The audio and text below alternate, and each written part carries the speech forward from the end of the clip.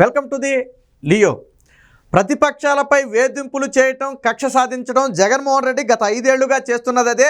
ఎప్పుడైతే తెలుగుదేశం పార్టీకి 23 సీట్లు వచ్చాయో అందులో వీలైనంత ఎక్కువ మందిని వైసీపీలోకి లాగేయాలి, తెలుగుదేశం పార్టీకి ప్రతిపక్ష పార్టీ హోదా లేకుండా చేయాలని 5 ఏళ్లుగా విశ్వ ప్రయత్నం చేసిన జగన్మోహన్ రెడ్డి వల్ల కాలేదు. కొంతమంది ఏదో కొక్కుర్తిపడి 2-3 వెళ్ళారనుకోండి, అది వేరే విషయం.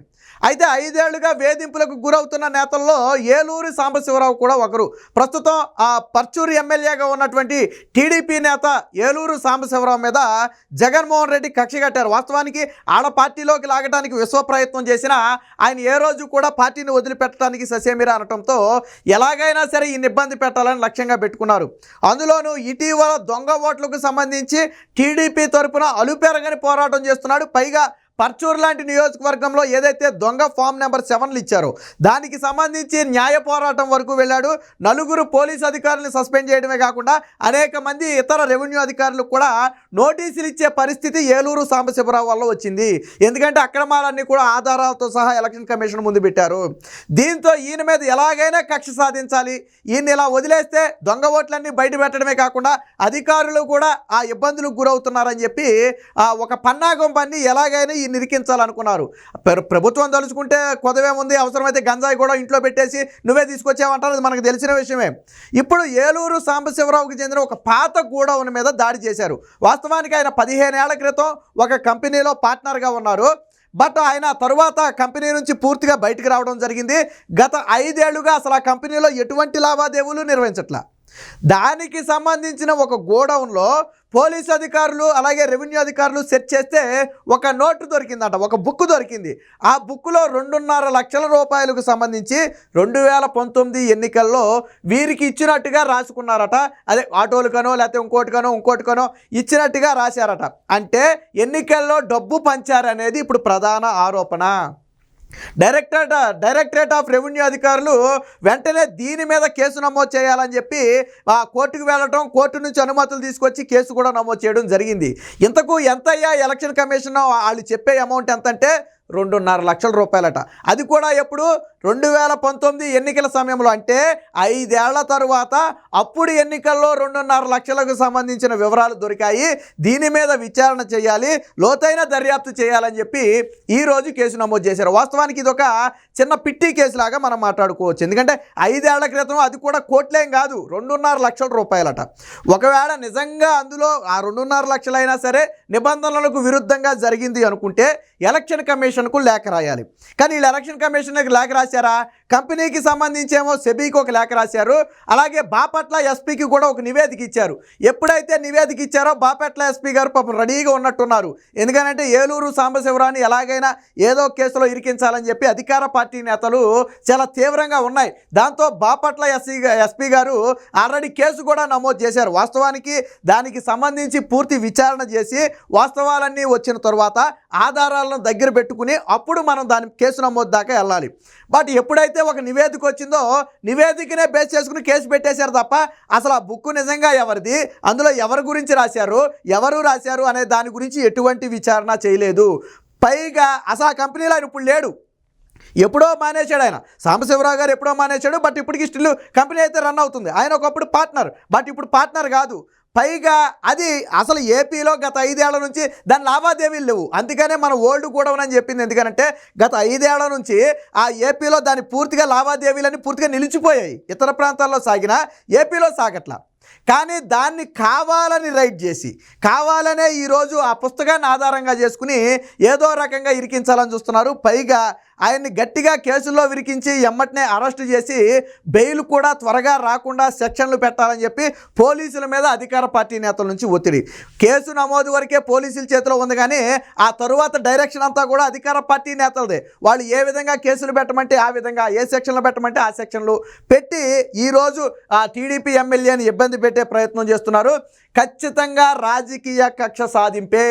ఈ 2.5 లక్షలకు సంబంధించి ఈరోజు వివరాలకు సంబంధించి ఈరోజు కేసు నమోదు చేయటం, అది కూడా ఇమీడియట్గా ఎటువంటి విచారణ లేకుండా. ఇప్పుడు నా పుస్తకంలో నా పేరు ఉంటుందండి, అసలు సుధాకర్ అనే వ్యక్తి ఎవరు, ఆ వ్యక్తికి ఎందుకు ఇవ్వాల్సి వచ్చింది, ఆ వ్యక్తికి ఈ వ్యక్తికి ఏంటి సంబంధం, ఆ లావాదేవీలు కరెక్టేనా, పూర్తి అయ్యిందా అవ్వలేదా అనే విషయాలు నిర్ధారణ చేసుకోవాలా వద్దా? రాస్తున్నంత మాత్రం నేను కూడా ఏదో బుక్లో జగన్మోహన్ రెడ్డి పేరు రాసి ఎలక్షన్లో జగన్మోహన్ రెడ్డి ఒక 100 కోట్లు పంచాడని చెప్పి బుక్ ఆడ పడేస్తా. మీరు దాన్ని బేస్ చేసుకుని జగన్మోహన్ రెడ్డి మీద కేసు నమోదు చేస్తారా? వెరిఫై చేయాలి కదా, ఎవరు సుధాకరు, ఎవరు జగన్మోహన్ రెడ్డి, ఎందుకు రాశాడు, రాసిన దానికి ఏమైనా ఆధారాలు ఉన్నాయా, ఎవరికి చేరినాయి అన్నాడు, ఏమైనా బ్యాంక్ అకౌంట్ నెంబర్లు ఉన్నాయా, పోనీ చెక్ బుక్ నెంబర్లు ఉన్నాయా, ఏమున్నాయి, ఎప్పుడు లావాదేవీలు జరిగినాయి అనే విషయాలు కనీస విచారణ జరగాలి కదా. మరి ఇవేమీ జరగకుండా ఎలా కేసు నమోదు చేశారు అంటే, దొంగ ఓట్లకు సంబంధించి దాదాపు 4 పోలీసు అధికారులను ఏలూరు సాంబశివరావు సస్పెండ్ చేయించాడు. అలాగే అనేక రెవెన్యూ అధికారులు కూడా ఏలూరు సాంబశివరావు పోరాటానికి నోటీసులు తీసుకుని సస్పెండ్ అయ్యే స్థాయికి వచ్చారు. సో అందుకనే ఏలూరు సాంబశివరావుని ఇబ్బంది పెట్టాలి, ఆయన ఇలా వదిలేస్తే ఎన్నికల నాటికి పూర్తి అవకతవకలు బయట పెట్టేటట్టున్నాడు, కాబట్టి ఆయన మీద కేసు పెడితే ఆయన ఏ విషయాల జోలికి వెళ్లకుండా అణిగి మణిగి ఉంటాడనేది వాళ్ళ ఉద్దేశం. వాస్తవానికి ఏలూరు సాంబశివరావుని వైసీపీ పార్టీలో తీసుకోవడానికి జగన్మోహన్ రెడ్డి విశ్వ ప్రయత్నం చేశాడు. బట్ ఏ రోజు కూడా సాంబశివరావు లొంగలేదు. నేను ఉన్నంతకాలం తెలుగుదేశం పార్టీలోనే ఉంటానని చెప్పాడు.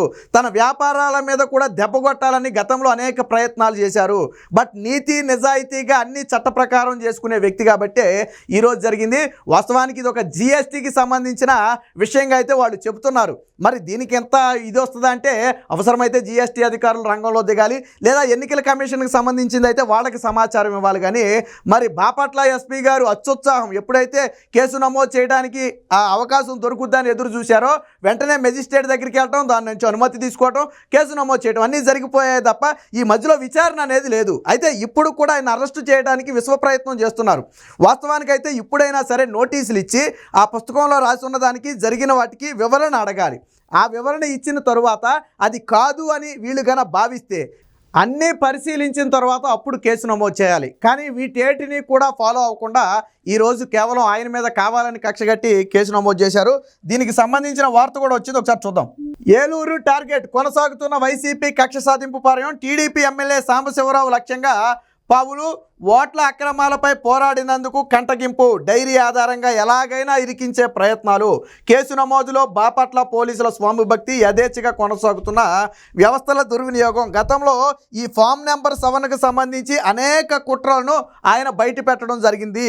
దానిలో భాగంగా ఈరోజు చూడండి, తనిఖీల్లో 2019 ఎన్నికలకు ముందు పర్చూరు నియోజకవర్గంలో ఓటర్లకు ఎలా డబ్బు పంపిణీ చేశారో వివరంగా ఉందనేది వారి అభియోగం. తనిఖీల్లో స్వాధీనం చేసుకున్న వాటి ఆధారాలతో డిఆర్ఐ అంటే డైరెక్టరేట్ ఆఫ్ రెవెన్యూ ఇంటెలిజెన్స్ వాళ్ళు ఏం చేశారంటే ఒక నివేదిక తయారు చేసి బాపట్ల ఎస్పీకి పంపడం జరిగింది. దానికోసమే వేచి చూస్తున్న బాపట్ల ఎస్పీ గారు వెంటనే దాన్ని మెజిస్ట్రేట్ వద్దకు తీసుకెళ్లి అనుమతి తీసుకుని అదే రోజు దానికి సంబంధించి ఆ కేసు కూడా నమోదు చేయడం జరిగింది. అంటే వాస్తవానికి దొరికిన తరువాత జరగాల్సిన ఫార్మాలిటీ అనేది జరగలేదు. కేవలం దొరికిన డైరీలో ఏదో 2.5 లక్షలకు సంబంధించి రాసింది కాబట్టి, ఒక ఎన్నికల్లో 2.5 లక్షలు అంటే ఎంత మొత్తం అనేది మీరే అర్థం చేసుకోండి. దానికి సంబంధించి వివరాలు లేవు అనేది వీరి ప్రధాన వాదన. అయినప్పటికీ కూడా ఈ కేసు ఎలక్షన్ కమిషన్ పరిధిలోకి వెళ్ళాలి ఖచ్చితంగా. ఎందుకంటే నిజంగా దానికి ఏదైనా సంబంధించి ఉంటే అనర్హత వేటేసే అధికారం ఎలక్షన్ కమిషన్కు ఉంటుంది. సో ఎలక్షన్ కమిషన్కి వెళ్ళాలి. ఒకవేళ జిఎస్టీ అయి ఉంటే దానికి సంబంధించిన అధికారులు, జిఎస్టీ అధికారులు రంగంలో దిగి ఉండాలి. బట్ ఇవేవీ కాకుండా బాపట్ల పోలీసులు దీని మీద కేసు నమోదు చేసి వెంటనే విచారణ పేరుతో ఆయన్ని వేధించే ప్రయత్నం చేయడం అనేది ఖచ్చితంగా రాజకీయ కక్షే. సో అప్పుడే పోలీసులపై ఒత్తిళ్లు, ఎలాగైనా సరే ఈ కేసులో ఏలూరు పరపతిని దెబ్బతీసే విధంగా ఛార్జ్షీట్ కొనసాగించాలని, విచారణ సాగాలని వైసీపీ కోరుతున్నారు. ఇప్పటికే పోలీసులకు ఈ దశగా కొన్ని సూచనలు కూడా వచ్చినట్టు తెలుస్తుంది.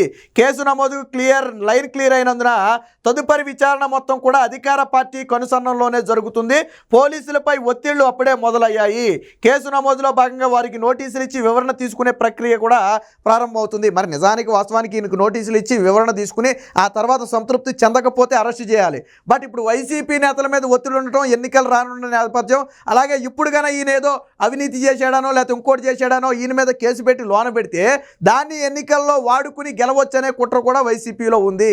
అందుకనే ఈరోజు ఏలూరు సాంబశివరావు మీద 5 ఏళ్ల క్రితం ఆయన కూడా కంపెనీలో లేడు, ఆ 5 ఏళ్ల నుంచి అసలు కంపెనీ లావాదేవీ ఇక్కడ లేనే లేవు, దానికి సంబంధించి ఇప్పుడు ఒక డైరీ దొరికిందని వేధించే ప్రయత్నం జరుగుతుంది. ఇదంతా వైసీపీగా ఆడుతున్నటువంటి రాజకీయ కక్షలో డ్రామా. ఎలాగైనా సరే ఏలూరు సాంబశివరావుని ఇబ్బంది పెట్టాలి, తద్వారా ఈయన్ని పార్టీ నుంచి బయటకు తీసుకురావాలి అవసరమైతే ఉన్న ఉద్దేశంతో సాగుతున్న కక్ష తప్ప మరొకటి కాదు. ఏది ఏమైనా న్యాయస్థానాల్లో ఖచ్చితంగా పోరాడి మేమే విజయం సాధిస్తాం, ఎటువంటి అవకతవకలు మేమైతే పాల్పడలేదని చెప్పి ఏలూరు సాంబశివరావు కూడా చెప్తున్నారు. మరి న్యాయస్థానాలు దీని మీద ఏం మాట్లాడతాయి, తర్వాత పోలీసులు ఎటువంటి చర్యలు తీసుకుంటారనేది వేచి చూడాలి.